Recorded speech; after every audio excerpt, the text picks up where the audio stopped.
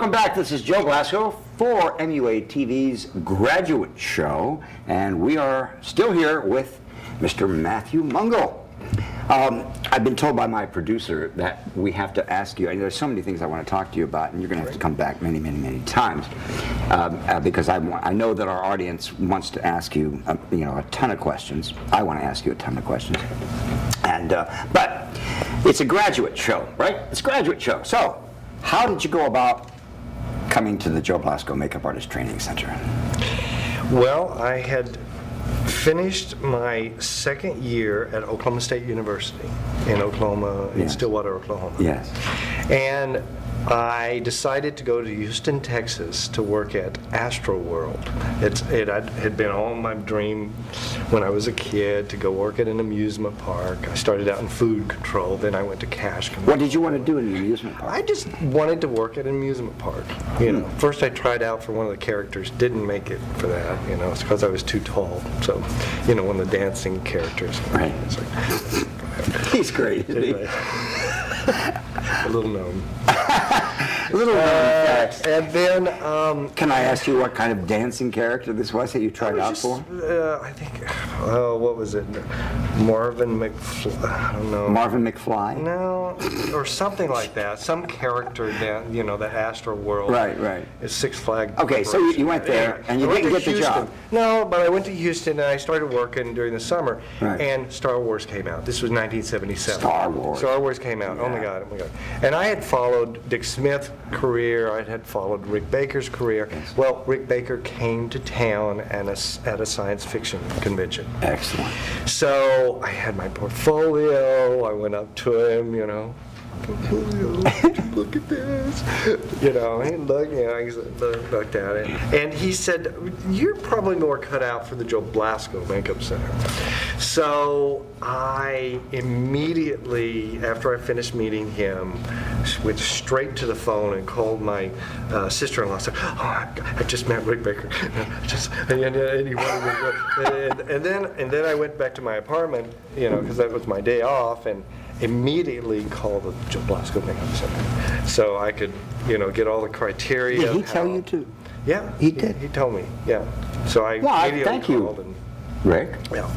All right, So okay. anyway, I called and got all the information, got everything sent to me, Right. and then went back to start in my next semester at Oklahoma State University, and I was miserable there. I called my brother when I first got there, and I said, "I can't be here. I've got to move to California. I've got to move to Hollywood. I've got to become, start doing makeup." Right. Because I had been doing makeup when I was 10 years old, and Right. and through high school and through college. As soon as I got to Oklahoma State University, they put me to work doing costumes, which I love to do, and build, fur costumes and makeup and stuff like that.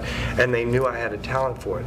Well, my brother called my dad and said, "Look, he's, miserable. He needs." So my dad immediately called my professor, who was my, mentor at my supervisor. Still one of your mentors. Absolutely. There, and said, well, what about the school? And so my professor called the school to check up on it, and then we had a meeting, a lunch, and he said, your dad wanted me to call, and, I think it's a good school, and, so I was like, oh my God. I think I made all Fs that semester, because I was focused on moving to Not at my school, you did. No, at Oklahoma State University. That's good. Except for an A. Drove you here. Yeah, an A in scenic design I got. Right. So, anyway, on December the 26th, the day after Christmas, I had loaded the car and left for Hollywood. All right. Not knowing a single person out there. I think I had met Rick in passing, and I knew that I wanted to go to school. As soon as I got there, Dad said, don't go to Sunset Boulevard, drive down to Sunset Stay away Boulevard. from Santa Monica Boulevard. Which is Sunset Boulevard, whatever. Found a place to stay that night. Don't go to the crossroads of the world. No, it wasn't the crossroads of the world. It was, you had just moved into Gower.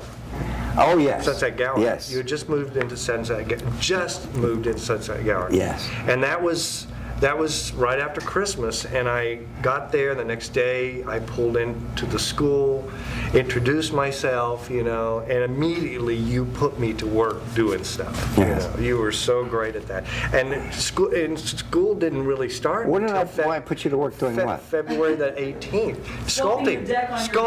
Sculpting. Was I doing so? I knew I wanted to hang out. I just wanted to hang out and learn. He was polishing your boat. Wait a minute, yeah, my polishing my boat, no.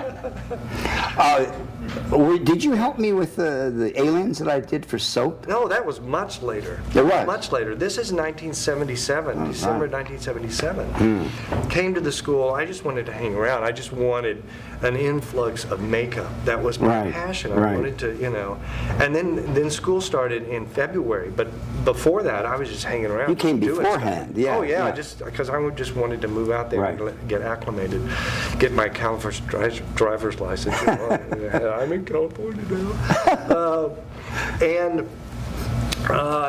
We started the school, and I was like a sponge. I couldn't learn enough. I was there day and night and day, and as much as I could possibly learn, And immediately when I graduated, you put me to teaching, which was great because it taught me how to deal with people, interact with other makeup artists, confirm what I had learned at school. I hadn't done beauty makeup. And I needed help. Yeah, I needed help. Exactly, and I loved it. I couldn't do it all. I was still working at ABC at the time. I was doing Rona Barrett. I was doing Carol Burnett at CBS. I was doing Orson Welles, Olivia Newton-John, Bette Midler. It was like, oh my God, who's going to... You also knew I could teach and had well, you had a great personality, you had great talent, But I did want to get out and start working. So after a couple of years, I started weaning myself away from teaching and started going angry. Oh, you got angry. I got angry. So angry at me. Ungrateful. He's so ungrateful. Look at me now. I know. That's so terrific. So, I just wanted to get out there and work.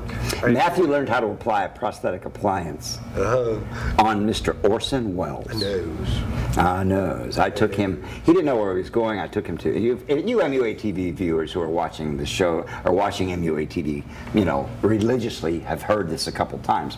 But I took him to Vegas because I just didn't want to work a film. Right? I was so busy with the school. I was so busy at ABC and all these people. And Orson, he would call me like at 2 and 3 o'clock in the morning. Joe, I need a big nose. And so I said, okay, Orson, what time do you need the nose? Oh, how about 7 o'clock? 7 o'clock when, Orson? Well, today. So, I'd go to my jar of noses and I'd get a few noses and we got on an airplane, but he didn't know who we were going to be making up. And we went to the house.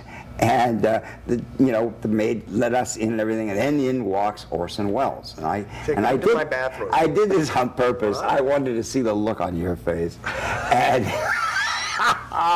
and we made him up in the bathroom. I put the nose on real quick, 5 minutes, and then I had already told Orson. I says, you got to rip that nose off. And I said, because they were shooting that day. Yeah, they were shooting that day. Yeah. So they were. Yeah, they were shooting that day. And I left you there, and I took off. But no. I think I put the nose on. Yeah. And then I said to you, I said, do you think you can do that? And he went, oh yeah. And that was Orson's cue to rip off the nose. Orson ripped off the nose, and the look on his face was like. I said, okay, and I'll do it. And he did it in 5 minutes. I did it. You did. 1980. And you stayed there. That was the film Butterfly. With Pia Zadora. It's great. Stacy Keach. I've never seen that film. I haven't either. We'll have to look. How did you think of? Did you like working with Orson? Well, he's an icon. Well, I know. You don't want him to see an eyebrow pencil, because if he sees an eyebrow pencil, he would pick it up and start drawing lines on his face. On his eyes, yeah. Yeah. He loved. Put a little more red in here. I'll pull my eye down. You just put it in there. Oh yeah. Yeah, that was an interesting project. I think that was the project that my mom and dad really realized that you made it. You were serious. Yeah. Because that was you were on your way. Part of their their, you know. Yeah, that reinforced that you know, that their support when I got had that been, call it justified their support. Absolutely. Absolutely.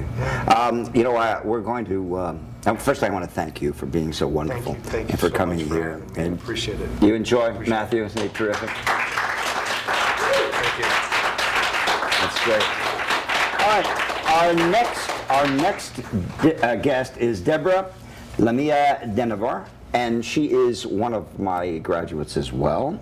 And right after these words, Deborah is going to be here with us, and you're going to stay here too, okay? I'd love to. Don't you go away, we'll be right back.